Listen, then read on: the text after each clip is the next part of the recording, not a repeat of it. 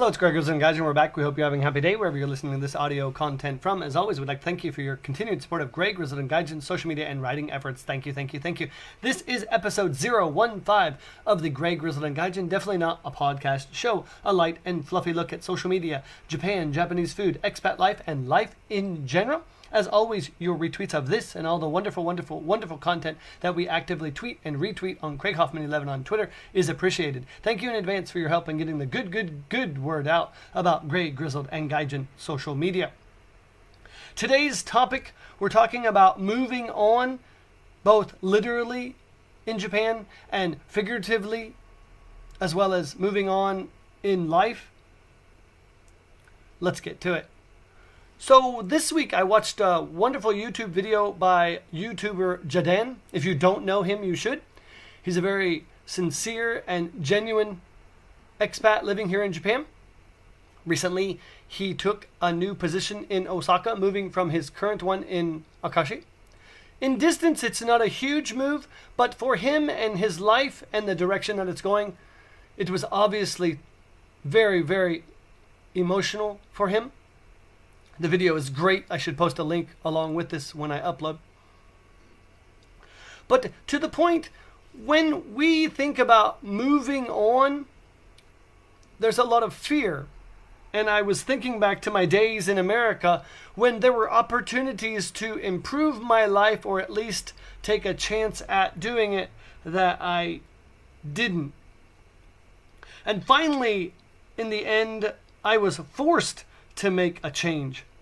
And I've written and I've spoken before that I was not excited to come to Japan. To be sure, I was excited about a job and having a paycheck, but I had no real interest in being an expat in a foreign country.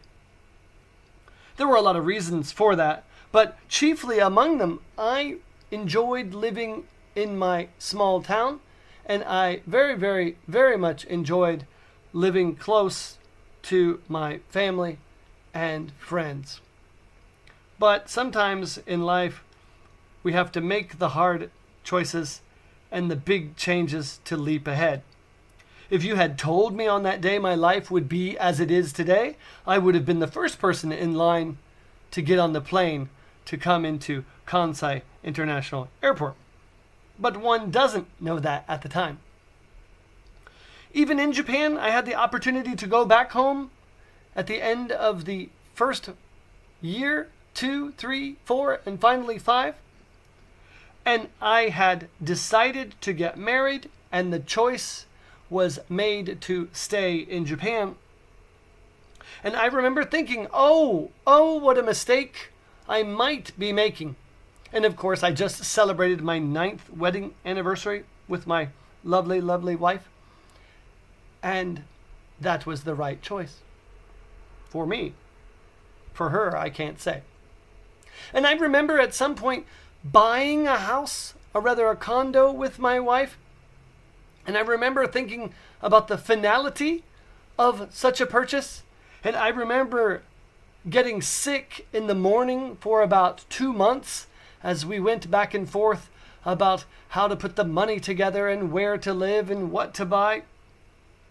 And that really annoyed my wife, who felt that buying a condo was the quote-unquote married thing to do, especially if we were going to start a family.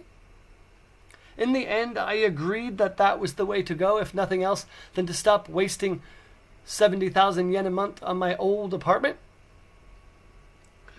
And I remember thinking too, when I moved to my current company, I'll be here a little while, but what if they don't like me? And what if it's not a job I can afford to live on? And it turned out it was a great position and a great job and a wonderful opportunity for my life.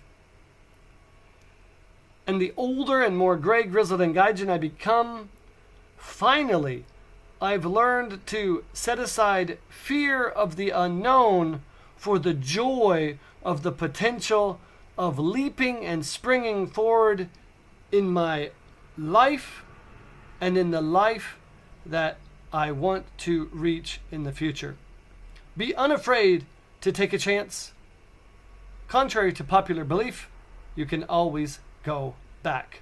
That's it, and have a great, great day.